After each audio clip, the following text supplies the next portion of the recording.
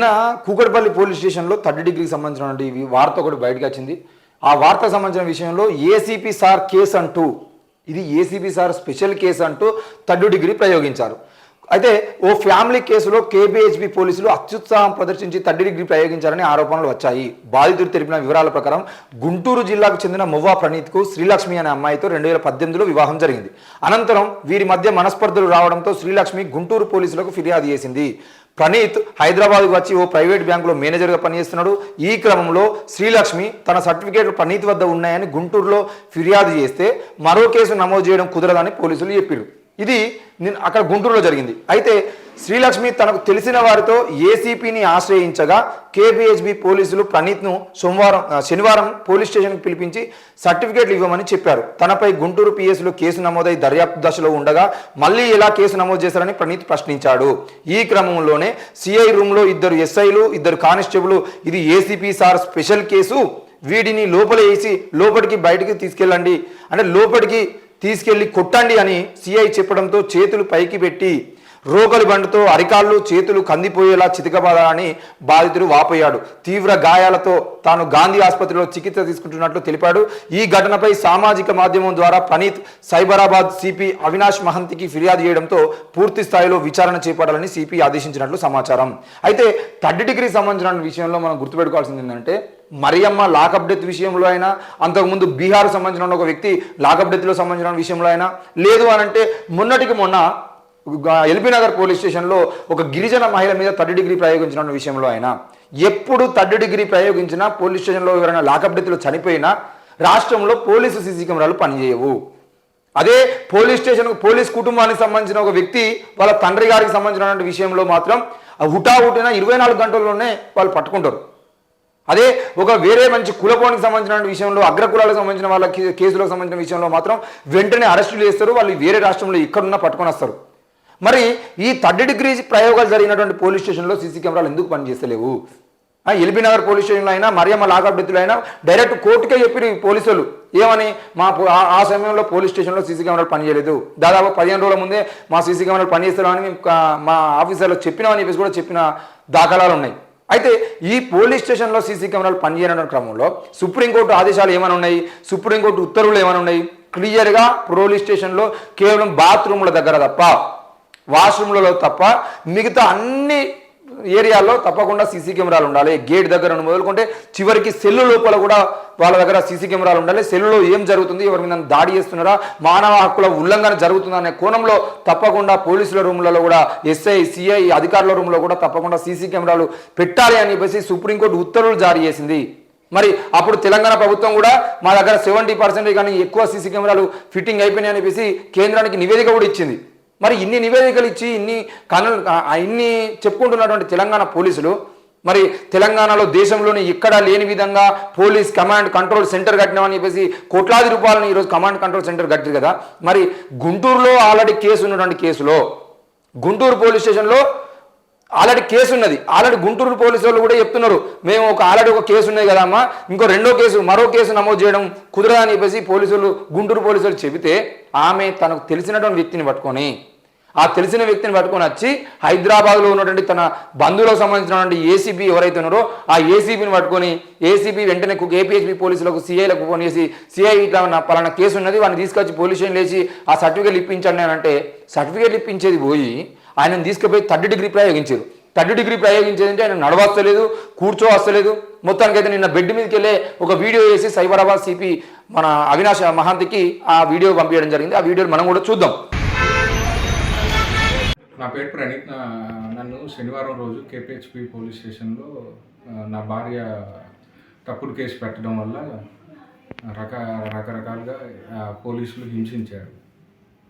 CA గారు, ACP గారు, ఇంకెవరో పైన ఉన్న వాళ్ళ అయ్యిండొచ్చు, సీనియర్ హైయర్ అఫీషియల్స్ ఉండటం వల్ల రకరకాలుగా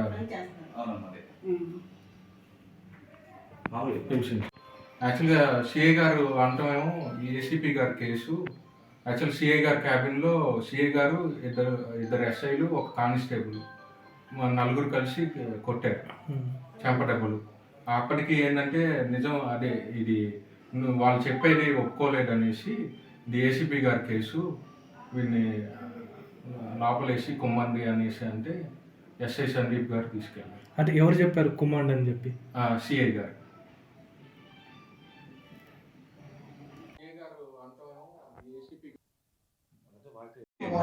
మా వాళ్ళు పర్లేదమ్మా.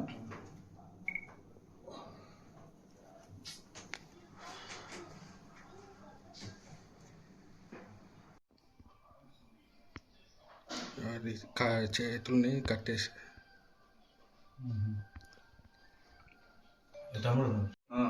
కాళ్ళు పెట్టారు.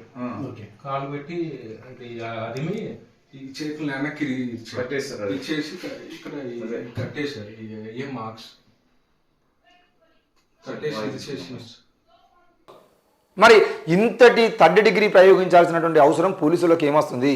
ఇట్లాంటి మానవ హక్కుల ఉల్లంఘన చేయాల్సినటువంటి అవసరం ఏమొచ్చింది? థర్డ్ డిగ్రీ ప్రయోగించడం అంటే రోకల్ బండలు తీసుకొని కొట్టడము, చేతుల్ని పైకి కట్టేసి రోకల్ బండలు తీసుకొని కొట్టడం అంటే ఎవరు జాగిరి అనుకుంటారు పోలీస్ స్టేషన్లలో? నిన్నక మొన్ననే రేవంత్ రెడ్డి క్లియర్గా పోలీసు వాళ్ళని కూర్చోబెట్టి మీరు ఫ్రెండ్లీ పోలీసింగ్ చేయాలి అని చెప్పేసి చెప్పిన 24 గంటల్లోనే ఈరోజు థర్డ్ డిగ్రీ ప్రయోగించారంటే మీరు ముఖ్యమంత్రి ఇచ్చినటువంటి ఆదేశాలైనా లేదంటే రాష్ట్రంలో ఎవరి ప్రయోజనాలు ఎటువైనా మాకు సంబంధం లేదు, ప్రజల ప్రాణాలు పోయినా మాకు సంబంధం లేదు, మా ఇష్టం ఉన్నట్టు బిహేవ్ చేస్తాం, పోలీసులు అంటే ఇంతే అనే విధంగా ఎందుకు బిహేవ్ చేయాల్సి వస్తుంది? ఫ్రెండ్లీ పోలీసింగ్ పేరుతో ప్రజలకు దగ్గర కావాల్సినటువంటి మీరు నాయకుల కోసం అధికారుల కోసం ఇన్ని రోజులు ఇంకెన్ని రోజులు బానిసలుగా పనిచేయాల్సిన అవసరం వస్తుంది? ఒక రకంగా ఒకవైపేమో కొంతమంది పోలీస్ అధికారులు ఆత్మహత్యలు చేసుకొని చనిపోయేటువంటి పరిస్థితులు రాజకీయ నాయకులు దింపుతూ ఉంటే వాళ్ళ కోసం మానవ హక్కుల సంఘాలు పోరాటాలు చేస్తూ ఉంటే ఇట్లాంటి థర్డ్ డిగ్రీ ప్రయోగాలు చేసి పోలీసుల ముందు ఉన్నటువంటి గౌరవాన్ని పోగొడుతున్నది ఎవరు? అసలు థర్డ్ డిగ్రీ కేవలం సర్టిఫికేట్ల కోసం వచ్చినటువంటి అమ్మాయికి సంబంధించినటువంటి కేసులో మీరు రోకల్ బండతో కొట్టాల్సినటువంటి అవసరం ఏమొచ్చింది? అంటే పోలీసులను ప్రశ్నించేది అంటే ఆల్రెడీ నా కేసు గుంటూరులో ఉన్నది కదా, గుంటూరులో ఉన్నప్పుడే గుంటూరులో చూసుకుంటా, మళ్ళీ మీరు కేసు ఎట్లా నమోదు చేస్తారు? ఈ కేసు పెట్టడానికి మీకు కారణాలు ఏంది అని చెప్పేసి అడిగితే ఇది ACP sir special case, ACP sir special case, ఇది వీటిని లోపలి తీసుకుపోయి కొట్టండి అని సిఐ చెప్పడంతో చేతులు కట్టేసి కొట్టిరట. అంటే ఎవరిది? అంటే ఏసీపీ సార్ స్పెషల్గా చెప్పేది అంటే మనుషుల్ని చంపుతారా? మీకు నచ్చిన వాళ్ళను తీసుకుపోయి లోపల కూర్చోబెట్టుకొని చైర్లు వేసి ఛాయ్ ఇచ్చి వాళ్ళని ఓకే సార్ మేము చూసుకుంటామని మర్డర్ కేసులలో రేప్ కేసులలో వచ్చిన వాళ్ళని కూడా వారం రోజుల 10 రోజులలో బయటకు పంపిస్తారు. ఇదే పోలీసులు మానవ హక్కుల సంఘాలకు సంబంధించిన హేతువాద సంఘాలకు సంబంధించిన నాయకులు, నాస్తిక సంఘాలకు సంబంధించిన నాయకులేమో ఏదైనా మాటలు మాట్లాడితే ఆ దాడి చేసినటువంటి వాళ్ళని 24 గంటల్లోనే బెయిల్ ఇప్పించి బయట తీసుకొస్తారు. మరి ఈ రోజు వీళ్ళకి నచ్చకపోతే వీళ్ళ అధికారులకు సంబంధించిన వ్యక్తులు అయితే రోకల్ బండతో కొట్టి చంపుతారా? ఇప్పుడు రేపటి రోజున ఆయనకు ఏదైనా అనారోగ్య కారణాలు వచ్చి కాలు పడిపోయినా చేతులు పడిపోయినా లేదంటే ఆయనకు ఇబ్బంది కలిగి ఆయన ఆత్మహత్య చేసుకున్నా లేదంటే ప్రాణాలు పోయినా బాధ్యత ఎవరిది? ఈ విషయంలో ఇప్పటికే మీరు ఎంతో మందిని ఇట్లాంటి లాకపెడుతులలో చంపినటువంటి ఘనత తెలంగాణ పోలీసులకు ఉన్నది కదా. మరి ఇంకెప్పుడు మీరు ఫ్రెండ్లీ పోలీసింగ్లో ప్రజలకు దగ్గర అవుతారు? పోలీస్ స్టేషన్ రావాలంటే భయపడేటువంటి స్థితికి తెలంగాణ పోలీస్ స్టేషన్ ఎందుకు తీసుకొస్తున్నారనే విషయాన్ని ఒకసారి గుర్తు చేసుకోవాలి. కేవలం మీ అధికారులు చెప్పిరనో, మీ వెనకాల ఉన్న రాజకీయ నాయకులు చెప్పిరనో, ఎమ్మెల్యేలు ఎంపీల అంటే వాళ్ళందరూ మిమ్మల్ని ఇబ్బంది పెడుతున్నారనో మీరు సామాన్య జనాల మీద ప్రాణాలు తీసేటువంటి ప్రయోగాలు చేస్తే ఊరుకునేది లేదు. ఉప్పల్ పోలీస్ స్టేషన్ మొదలుకొని, ఎల్బీ నగర్ పోలీస్ స్టేషన్ మొదలుకొని, హైదరాబాద్ ఉన్నటువంటి సిటీలో ఉన్నటువంటి అన్ని పోలీస్ స్టేషన్లలో కనీసం ఏదన్నా న్యాయం కోసం పోయి మాట్లాడితే వాళ్ళకు వ్యతిరేకంగా ఒక మాట మాట్లాడితే కూడా కేసులు పెట్టేటువంటి పరిస్థితి. అడ్వకేట్లు శంకర్ నరేష్ లాంటి అడ్వకేట్లు కూడా ఉప్పల్ పోలీస్ స్టేషన్ పోయి పలానా కేసులో ఏమైంది సార్ అని అడిగితే ఏంది నువ్వు అడ్వకేట్ అయితే పెద్ద తోపానే అని చెప్పేసి బయటకు పంపిరి అని చెప్పేసి అడ్వకేట్లను కూడా బయటకు పంపించేటువంటి స్థాయికి పోలీసులు రాజకీయాలు చేయడం అనేది సరైంది కాదు. మొన్ననే రేవంత్ రెడ్డి చెప్పినట్లు మీరు నాయకులకు అధికారులకు కొమ్ము కాయడం కాదు, మీరు చేయాల్సింది ప్రజలకు దగ్గర కావడం, మీరు చేయాల్సింది ప్రజలకు న్యాయము. మీ రాజకీయ నాయకుల తొత్తులుగా మారకండి, తప్పకుండా ఫ్రెండ్లీ పోలీసింగ్కు మంచి అర్థం వచ్చేలా ఫ్రెండ్లీగా ఉండండి, ప్రజలకు న్యాయం చేయండి, ప్రజల వైపున నిలబడండి అని చెప్పేసి రేవంత్ రెడ్డి చెప్పినటువంటి 48 గంటల్లో ఈరోజు మీరు లాకప్ డెత్ చేయాలనే ఆలోచన చేసిరానంటే, లాకప్లో వేసి ఒక వ్యక్తి మీద థర్డ్ డిగ్రీ ప్రయోగించారనంటే అసలు ఏం చేద్దాం అనుకుంటున్నారు? అదే నిన్ననే అటు పంజాగుట్ట పిఎస్లో ఒక సిఐ సస్పెండ్ అయ్యాడు, మియాపూర్ పోలీస్ స్టేషన్లో ఒక సిఐ అక్రమ సంబంధం పెట్టుకున్నాడని చెప్పేసి ఒక సిఐ సస్పెండ్ అయ్యాడు. నిన్ననే హైదరాబాద్లో 2-3 సిఐలు ఎస్ఐలు సస్పెండ్ అయితే మళ్ళీ ఈ వార్తలు ఏంది? పోలీస్ స్టేషన్లలో ఇంత దారుణాలకు సిఐలు ఎస్ఐలు సస్పెండ్ చేసేటువంటి పరిస్థితులకు ఎందుకు వస్తున్నాయంటే సస్పెండ్ చేసినా మళ్ళీ 4 రోజులకు 15 రోజులకు ఎవరో ఏదో ఒక రాజకీయ నాయకుడు కాలు మొక్కితేనో లేకపోతే లంచం ఇచ్చేదింటో మళ్ళీ వాళ్ళు రికమెండ్ చేసేంటే మమ్మల్ని మళ్ళీ ఏదో ఒక పోస్టింగ్లో తీసుకుపోతారు, అవసరమైతే లూప్లో అయినా మేము పనిచేస్తామని చెప్పేసి ధీమాతోనే వీళ్ళు అన్యాయాలు ఇస్తున్నారు. కాబట్టి ఇట్లాంటి 3rd డిగ్రీ ప్రయోగాలు చేసేటువంటి అధికారుల మీద కానీ లేదంటే ఈ పోలీస్ స్టేషన్కి న్యాయం కోసం వచ్చినటువంటి మహిళలతోని అక్రమ సంబంధాలు పెట్టుకున్నటువంటి మియాపూర్ సిఐ లాంటి సిఐల మీద కానీ లేదంటే ఎమ్మెల్యే కొడుకుల కోసం పనిచేసినటువంటి పంజాగుట్ట లాంటి పోలీస్ స్టేషన్లో పనిచేసినటువంటి సిఐల మీద కానీ తప్పకుండా కేసు నమోదు చేసి వాళ్ళను సర్వీస్ నుండి తొలగించి వాళ్ళ మీద కేసులు నమోదు చేసి వాళ్ళని జైలుకు పంపిస్తేనే అప్పుడే వీళ్ళకి బుద్ధి వస్తుంది, అప్పుడే వీళ్ళు మారేటువంటి అవకాశం ఉంటుంది. కాబట్టి ఎట్టి పరిస్థితుల్లో సాధారణ పౌరుని విచారణ పేరుతో పౌరుల మీద 3rd డిగ్రీ ప్రయోగం చేసేటువంటి అధికారుల మీద చర్యలు తీసుకోవాలి. కేవలం ఈ కేసు మాత్రమే కాదు, తప్పకుండా ఎల్బీ నగర్ పోలీస్ స్టేషన్లో ఆనాడు బీఆర్ఎస్ ప్రభుత్వం ఉన్నప్పుడు జరిగినటువంటి విషయంలో గిరిజన మహిళలకు సంబంధించిన విషయంలో కూడా ఆ పోలీసుల మీద కూడా సస్పెండ్ చేసుడు కాదు, తప్పకుండా వాళ్ళని సర్వీస్ నుండి తొలగించి వాళ్ళని కూడా జైలు పంపించాల్సినటువంటి అవసరం ఉంది అని చెప్పేసి మేము గట్టిగా కోరుతున్నాం. ఎట్టి పరిస్థితుల్లో పోలీసులు ఫ్రెండ్లీ పోలీసింగ్ వ్యవస్థని కనుక కట్టుదిట్టం చేసి ప్రజల కోసం పనిచేయడం మానకు అంటే స్టార్ట్ చేయకపోతే మళ్ళీ ఇప్పుడు కాంగ్రెస్ ప్రభుత్వంలో ఉన్న నాయకుల కోసం పనిచేస్తే ఇక రానున్న రోజుల్లో పోలీసుల కోసం అంటే పోలీస్ స్టేషన్లకి న్యాయం కోసం వచ్చేటువంటి పరిస్థితి ఉండదు, పోలీసులను ప్రజలు నమ్మేటువంటి పరిస్థితి కూడా ఉండదు అని చెప్పేసి తెలియజేస్తున్నాం. దయచేసి తెలంగాణ పోలీసులారా మీరంటే తెలంగాణ ప్రజలకు గౌరవం ఉంది, ఆ గౌరవాన్ని పోగొట్టుకునేటువంటి ఆలోచనకు మాత్రం తీసుకురావద్దని చెప్పేసి కోరుతా ఉన్నాం.